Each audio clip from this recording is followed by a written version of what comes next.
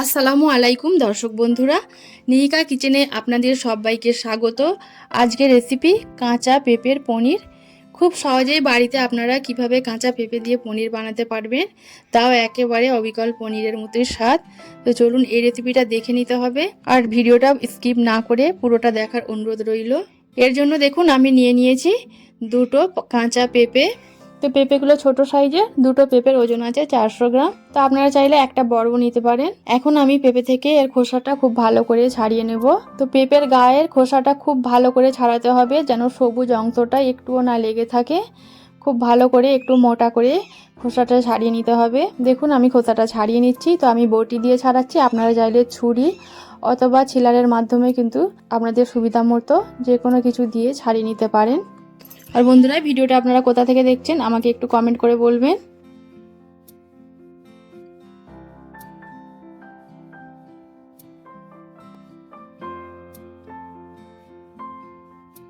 তো দেখুন আমি খোসাটা খুব ভালো করে ছাড়িয়ে নিয়েছি, আর এর গায়ে সবুজ অংশটা খুব ভালো করে ছিলে নিতে হবে। এখন আমি পাতলা পাতলা করে এগুলো কেটে নেব। তো ভিতরের অংশটাও খুব সুন্দর করে একটু ছাড়িয়ে ফেলে দিচ্ছি। এবার পাতলা পাতলা করে আমি যতটা সম্ভব এরকম পাতলা করে স্লাইস করে কেটে নিচ্ছি।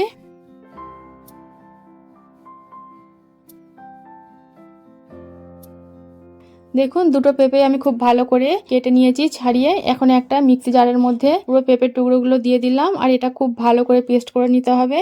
এতে কিন্তু একটুও পানি দেওয়া যাবে না, পানি ছাড়াই কিন্তু খুব ভালো মিহি করে পেস্ট করে নিতে হবে।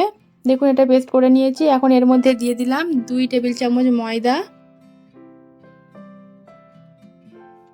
দিয়ে দিলাম 10 টাকা প্যাকেটের 1 প্যাকেট গুঁড়ো দুধ। তো আপনারা চাইলে দুধের পরিমাণটা আরও বাড়িয়ে দিতে পারেন, সেক্ষেত্রে পনিরটা খেতে আরও সুন্দর হবে। আর দিয়ে দিলাম চালের গুঁড়ি, এখানে আমি 4 টেবিল চামচ চালের গুঁড়ি দিয়েছি। সব কিছু হাত দিয়ে খুব ভালো করে মেখে নিচ্ছি। তো যতটা পেঁপে হবে তার অর্ধেকটা চালের গুঁড়ো দিতে হবে। এখন দিয়ে দিলাম হাফ চামচ দিয়ে দিয়েছি বেকিং সোডা। এবার সব কিছু খুব ভালো করে মাখিয়ে নিয়েছি। আর এখন একটা থালা নিয়ে নিয়েছি, এর মধ্যে খুব ভালো করে একটু সাদা তেল ব্রাশ করে দিচ্ছি, আর তারপরে এই ব্যাটারটা পুরোটাই ঢেলে দিতে হবে। তো অনেকে কিন্তু দুধ ছাড়াও পনির দেখায়, তো আমি বলবো দুধ ছাড়া পনির কিন্তু স্বাদ খুব ভালো হবে না, এতে কিন্তু একটু গুঁড়ো দুধ দিতেই হবে। এখন আমি গ্যাসের মধ্যে একটা কড়াই বসিয়ে ওর মধ্যে একটা স্ট্যান্ড দিয়ে দিয়েছি, আর দিয়ে দিলাম কিছুটা পানি। এবার প্লেটটা এর মধ্যে বসিয়ে দিয়ে ঢাকনা দিয়ে খুব ভালো করে ঢেকে নিয়েছি। আর দেখুন 15 থেকে 20 মিনিট পর এটা আমি দেখাচ্ছি, আর গ্যাসের ফ্লেমটা একদম লো রেখে এটা তৈরি করতে হবে। তো কাঠিটা দেখুন শুকনো আসছে, তো খুব ভালোভাবে এটা তৈরি হয়ে গেছে, আর প্লেট থেকে ছেড়েও আসছে। এখন একটা ছুরির মাধ্যমে আমি কেটে নিচ্ছি। দেখুন কতটা সুন্দরভাবে কিন্তু এটা কাটা হয়ে যাচ্ছে।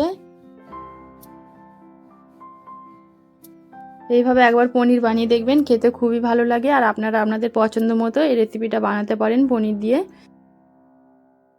তো এই পনির দিয়ে আমি কী রেসিপি বানিয়েছিলাম সেটাও আমি আপনাদেরকে অন্য একটা ভিডিওতে শেয়ার করব। তো এই ভিডিওটা যদি আপনাদের ভালো লাগে তো অবশ্যই লাইক করবেন, বন্ধুদের সঙ্গে বেশি বেশি করে শেয়ার করবেন, আর আমার চ্যানেলটা সাবস্ক্রাইব করে না থাকলে সাবস্ক্রাইব করে দেবেন।